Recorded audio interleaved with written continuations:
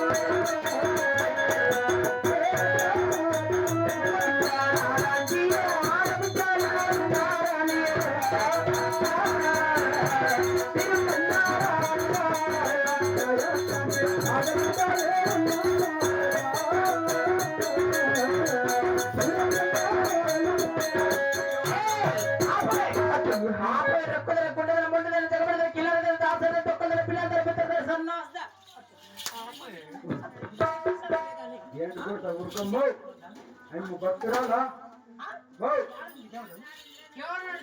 కదలే ఉన్నాడు వాడు దేవుడా చచ్చిపోతావా పురుగులు పడతాయి నీకే